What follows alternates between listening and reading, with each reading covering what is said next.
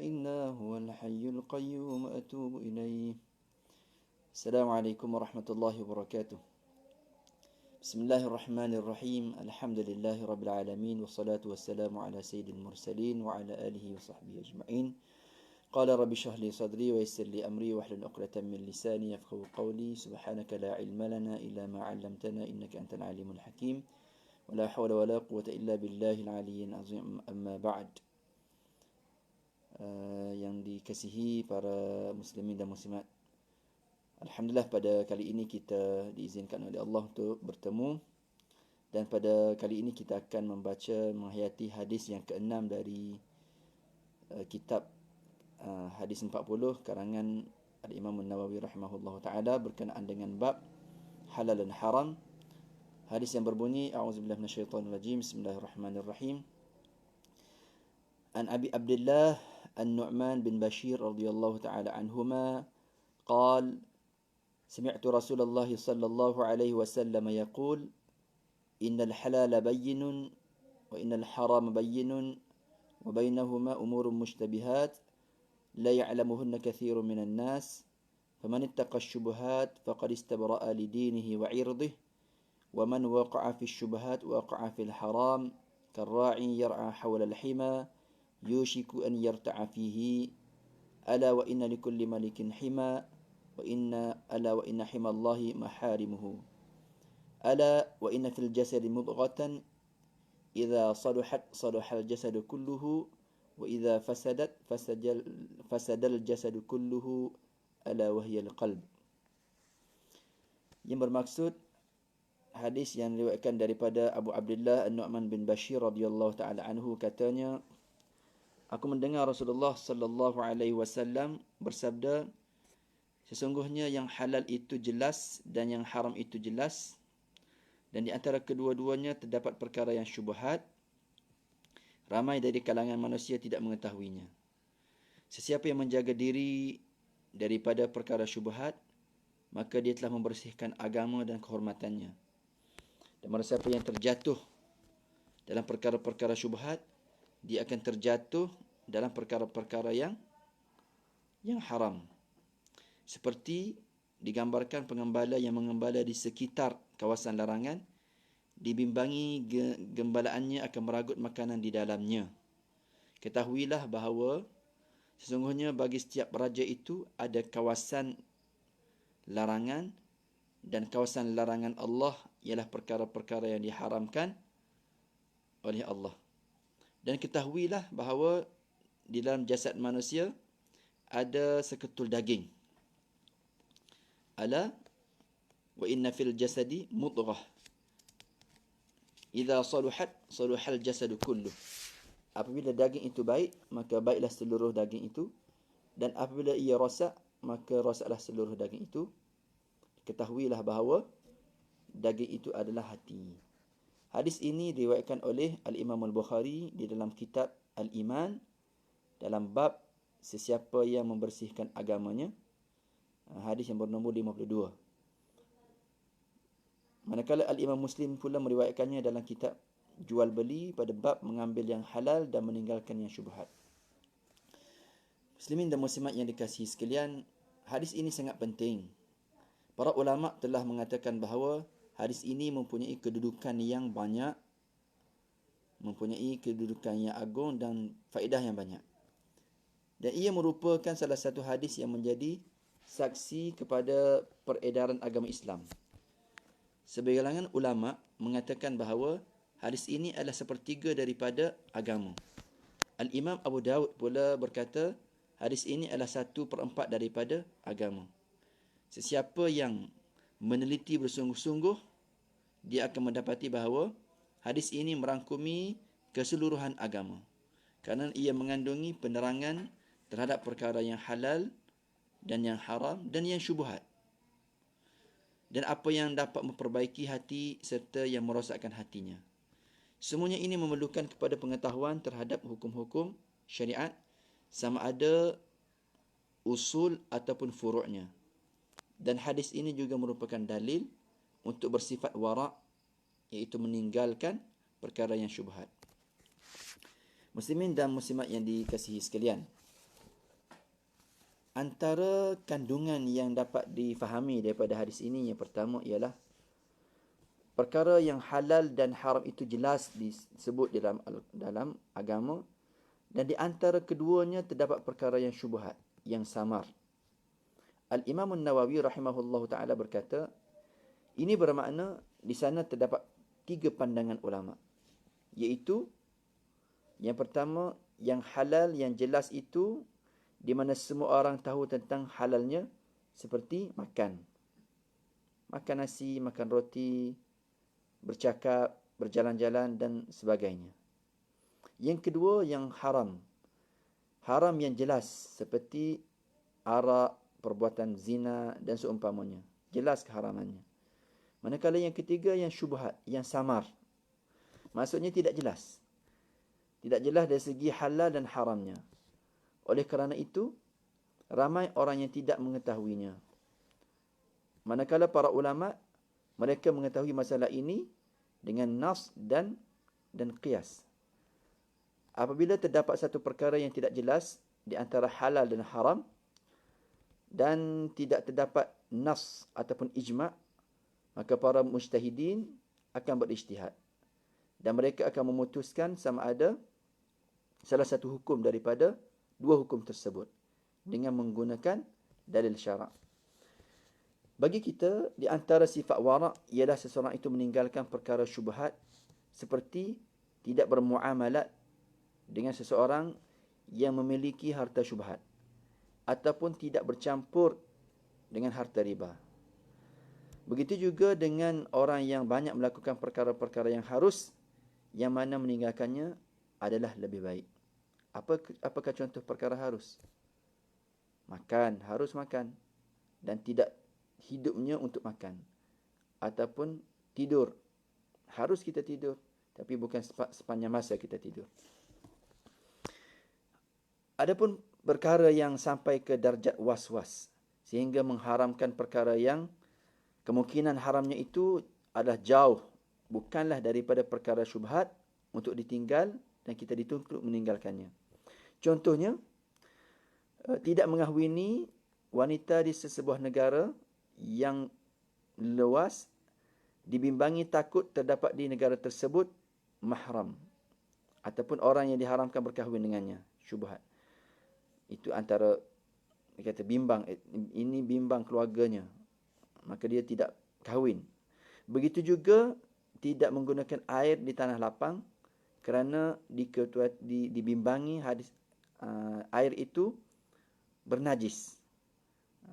Tapi ini bukanlah maksudnya sifat wara', tapi ini adalah was-was syaitan.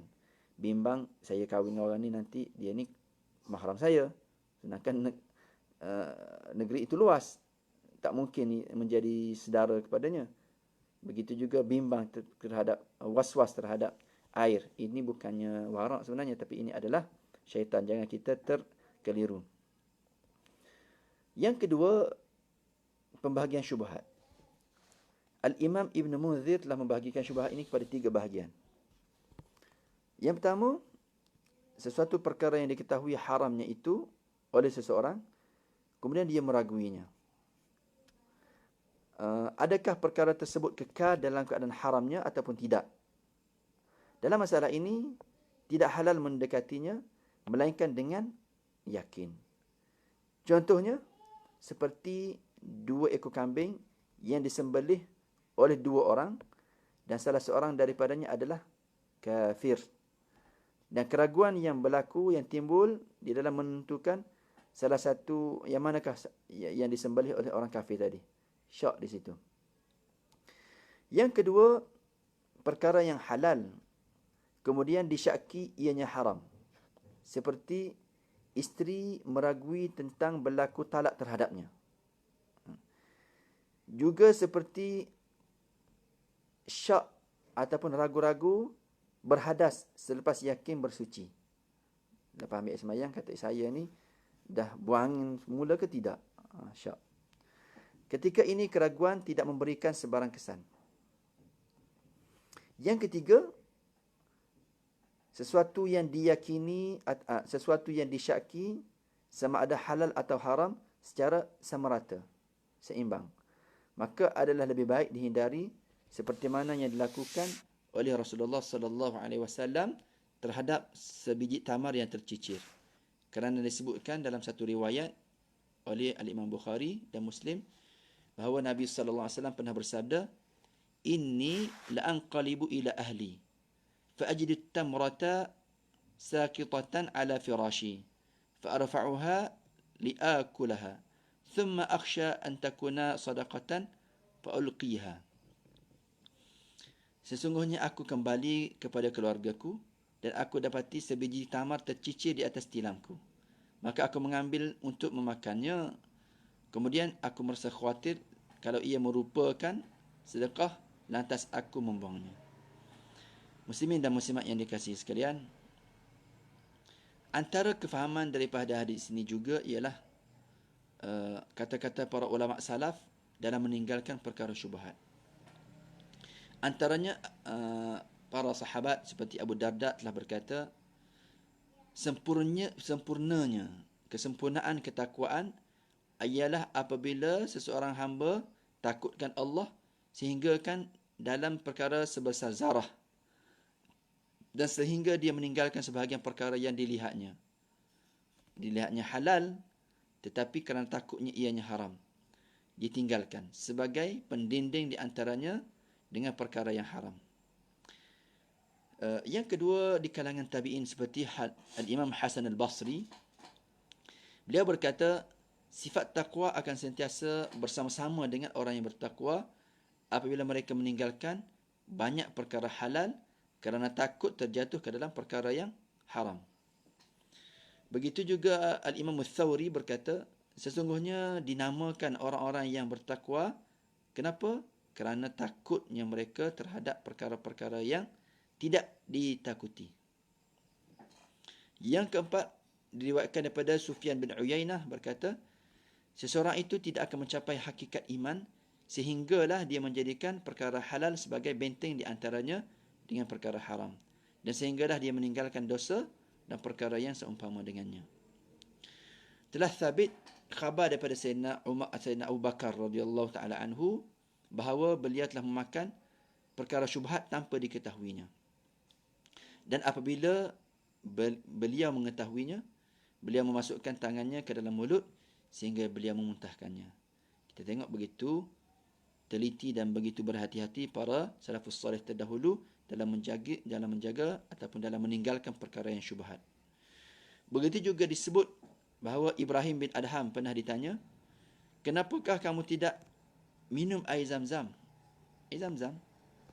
Lalu dijawab, seandainya aku mempunyai timba, nescaya aku akan meminumnya. Tetapi kerana timba yang ada adalah milik daripada harta kerajaan, maka dia sangat warak dan tidak mengambil untuk kepentingan dirinya. Tengok tuan-tuan, begitu warak para salafus salih terdahulu. Mudah-mudahan Allah meridai para sahabat Nabi SAW dan juga merahmati di kalangan mereka yang mengikutinya di kalangan tabi'in dan para salafus salih yang telah menjauhkan diri mereka daripada perkara syubhat dan menjaga agama mereka dengan penjagaan yang sempurna. Tuan-tuan muslimin dan muslimat yang dikasihi sekalian, antara kefahaman daripada hadis ini juga ialah tentang kawasan larangan raja. Kita tengok kawasan larangan Allah di muka bumi ini ialah apa contohnya? Ialah apa-apa yang Allah Ta'ala haramkan. Kenapa Allah Ta'ala mempunyai kawasan larangan di dunia ini? Tujuannya disebutkan perkara ini sebagai peringatan supaya melihat kepada perkara gaib dengan mengumpamakannya dengan perkara yang dapat dilihat. Kita tengok kalau dahulu raja-raja Arab ini, mereka mempunyai padang ternakan untuk binatang ternakan mereka. Dan orang lain dilarang daripada mendekatinya. Sesiapa yang mendekatinya akan dikenakan hukuman.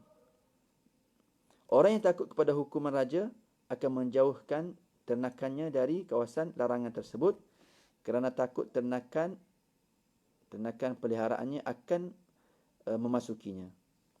Manakala orang yang tidak takut kepada hukuman, mereka akan membawa ternakannya makan berhampiran dengan kawasan tersebut. Dan binatang ini lambat laun akan memasukinya walaupun tidak disengajakan. Oleh kerana itu dia akan dikenakan hukuman. Allah Subhanahu Wa Taala juga mempunyai kawasan larangan di dunia ini, iaitu perkara maksiat. Perkara maksiat dan perkara yang diharamkan. Dan sesiapa yang melakukannya maka dia layak menerima hukuman daripada Allah di dunia dan juga di akhirat. Wal'iyadzubillah. Dan barang siapa yang sengaja mendekati kawasan larangan Allah dengan melakukan perkara syubhat, maka diragui dia akan lambat laun terjatuh ke dalam perkara yang haram. Muslimin dan muslimat yang dikasihi sekalian, kefahaman yang terakhir daripada hadis ini ialah berkenaan dengan hati. Setiap kita mempunyai hati. Ala wa inna fil jasadi mudghah. Setiap jasad itu ada seketul hati. Dan kebaikan jasmani ini bergantung kepada kebaikan hati. Kerana hati merupakan anggota yang paling penting dalam tubuh manusia. Dan kenyataan ini tidak bertentangan dengan ilmu pembedahan dan perubatan. Sememangnya ramai orang menerima kenyataan yang mengatakan hati ataupun jantung ini adalah sumber kepada kehidupan manusia. Kalau hati rosak, maka kalau jantung tak mengepam, maka meninggallah orang itu. Jadi selagi mana hati dan jantung ini berfungsi dengan baik, mengepam darah dengan baik, mengepam darah secara teratur ke seluruh anggota badan manusia, maka manusia akan berada dalam keadaan sihat. Ulama mazhab Syafi'i menggunakan hadis ini sebagai hujah untuk mengatakan bahawa sumber asal kepada akal ialah hati. Dan akal yang terdapat di dalamnya ataupun akal yang terdapat di hati kepala ini sebenarnya berasal daripada hati. Dalilnya mereka menggunakan firman Allah Subhanahu Wa Taala, lahum qulubun la yafqahuna biha. Lahum qulubun la yafqahuna biha. Mereka mempunyai hati tetapi tidak mahu menggunakannya, tidak mahu memahami dengannya ayat-ayat Allah Subhanahu Wa Taala. Perkara seumpama ini telah pun dihuraikan oleh ahli falsafah dan ahli mutakallimin.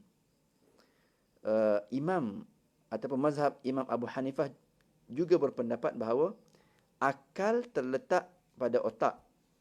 Dan pendapat ini juga dikeluarkan oleh para doktor dengan hujah bahawa rosak otak maka rosaklah akal. Ini telah dijelaskan oleh para ilmuwan dalam bidang perubatan dan kajian anggota tubuh badan bahawa punca akal fikiran ialah di otak. Punca fikiran ialah di otak kerana panca indera akan bergerak dengan arahan yang dikeluarkan oleh otak. Walau bagaimanapun, hati tetap kekal sebagai sumber asal bagi kehidupan seluruh anggota, termasuklah otak. Hadis ini mengatakan bahawa sejahteranya jasad dan fikiran ini berhubung kait dengan hati. Dan ini bermakna ia dihubungkan dengan sumbernya yang asal. Ayat Al-Quran menyandarkan akal kepada hati juga kerana hati merupakan sumber yang jauh, manakala otak adalah sumber yang dekat, yang secara langsung digunakan untuk berfikir. Apa yang dimaksudkan oleh hadis dari segi kesejahteraan hati, qalbun salim, ialah kesejahteraan secara maknawi. Maksudnya, eloknya jiwa dari dalam yang tidak dapat diselami oleh seseorang kecuali Allah Subhanahu Wa Taala. Sebab itulah di dalam kitab Al-Mu'in ala Tafhum Al-Arba'in yang disusun oleh Ibnu Mulaqqan Asy-Syafi'i ada menyebut sesungguhnya kesejahteraan hati terdapat dalam 5 perkara. Yang pertama, membaca Al-Quran dengan bertadabbur, dengan rasa ingin memahami. Yang kedua, mengosongkan perut, iaitu dengan berpuasa. Yang ketiga, dengan bangun malam. Yang keempat, dengan merendahkan diri kepada Allah di waktu sahur, iaitu beristighfar. Dan yang kelima ialah duduk bersama para salihin. Kata Al-Imam An-Nawawi, aku menambahkan, ada satu perkara lagi ialah makanan yang halal, kerana ia merupakan pokok kesejahteraan hati. Jadi alangkah indahnya orang yang berkata makanan adalah benih kepada tindakan dan tingkah laku manusia. Apabila makanan yang masuk itu adalah halal, maka ia akan keluar dengan keadaan yang halal, dan kalaulah ia masuk dalam keadaan yang haram, maka dia akan keluar dalam keadaan yang haram. Dan apabila dia masuk dalam keadaan syubhat, maka dia akan keluar dalam keadaan yang syubhat. Muslimin dan muslimat yang dikasihi sekalian, hati yang sejahtera adalah tanda mendapat kejayaan di sisi Allah Subhanahu wa taala. Firman Allah Subhanahu wa taala dalam Al-Quran, a'udzubillahi minasyaitonir rajim, yauma la yanfa'u malun wala banun illa man atallaha biqalbin salim. Pada hari yang tiada manfaat harta benda dan anak pinak, melainkan sesiapa yang datang menemui Allah dalam keadaan membawa hati yang sejahtera. Nabi SAW juga sentiasa berdoa, Allahumma inni as'aluka qalban salima. Allahumma inni as'aluka qalban salima. Ya Allah, aku memohon kepadamu mempunyai hati yang sejahtera. Al-Imam An-Nawawi berkata, sesungguhnya kesejahteraan hati dapat dihasilkan dengan menyelamatkannya daripada penyakit-penyakit batin seperti dengki, iri hati, kedekut, bakhil, takabur, memperolok-olokkan ataupun riak, bangga diri, menipu, rakus dan tidak redha kepada takdir Allah Subhanahu wa taala. Al-Imam Ibn Rajab Al-Hambali berkata, hati yang sejahtera ialah hati yang selamat daripada semua jenis penyakit dan perkara-perkara yang dibenci. Ia adalah hati yang tiada di dalamnya melainkan kasih dan takut kepada Allah. Kasih kepada Allah, al-khauf wal-raja, dan takut kepada perkara-perkara yang boleh menjauhkan dirinya daripada Allah Subhanahu wa taala. Al-Imam Hasan Al-Basri berkata kepada seorang lelaki, ubatilah hatimu, jagailah hatimu, rawatilah hatimu. Sesungguhnya hajat Allah kepada hamba ialah kesejahteraan hati mereka. Apabila pergerakan hati telah sejahtera, maka akan sejahteralah pergerakan anggota tubuh badan. Dan apabila telah sejahtera hati, maka tiada dah di dalamnya melainkan kehendak ataupun iradat Allah Subhanahu wa taala. Dan iradat Allah Subhanahu wa taala tidak akan bergerak anggota ini melainkan dengan apa yang dikehendaki oleh Allah Subhanahu wa taala. Oleh kerana itu, dia akan bersegera dalam keredaan kepada Allah dan akan menjauhi apa-apa yang dimurkai oleh Allah. Juga akan menjauhi perkara yang ditakuti, akan menyebabkan dirinya terjatuh dalam perkara-perkara yang dimurkai oleh Allah, sekalipun ia tidak yakin dengan keadaan tersebut. Ini dipanggil wara', iaitu menjauhkan diri daripada perkara yang menimbulkan keraguan dan kesamaran. Muslimin dan muslimat yang dikasihi sekalian, yang antara perkara yang dapat difahami dalam hadis ini ialah berhati-hati ketika melakukan sesuatu perbuatan. Hadis ini menggalakkan kita melakukan perbuatan yang halal serta mengancam kita daripada perkara yang haram, serta menggalakkan kita meninggalkan perkara syubhat. Berhati-hati dalam menjaga agama dan maruah ataupun kehormatan diri dan tidak melakukan perkara yang membawa kepada buruk sangka dan perkara-perkara yang ditegah oleh Allah Subhanahu wa taala. Oleh yang demikian, seruan hadis ini ialah kepada memperbaiki kekuatan akal kita dan memperbaiki jiwa kita daripada dalam, iaitu memperbaiki hati. Kerana kita akan menutup jalan-jalan yang akan membawa kepada perkara-perkara yang haram dan mengharamkan wasilah, jalan ataupun penyebab yang boleh membawa kepada perkara-perkara yang haram. Muslimin dan muslimat yang dikasihi sekalian, itu di antara kefahaman daripada hadis yang ke-6 berkenaan dengan menjaga perkara yang jelas haram, perkara yang jelas halal dan perkara yang syubhat. Yang lebih penting ialah kita memperbaiki hati kita supaya kita tidak terjebak ataupun terjerumus dalam perkara-perkara yang yang haram apatah lagi yang syubhat apatah lagi yang haram. Mudah-mudahan hadis ini memberikan kepada kita kebaikan untuk kita memahaminya dan menggunakannya dalam kita menelusuri kehidupan kita di atas muka bumi ini. Cukup setakat itu dulu. Wallahu alam. Aku qouli hadza wa astaghfirullah azim li wa lakum. Wassalamualaikum warahmatullahi wabarakatuh. Bertemu lagi.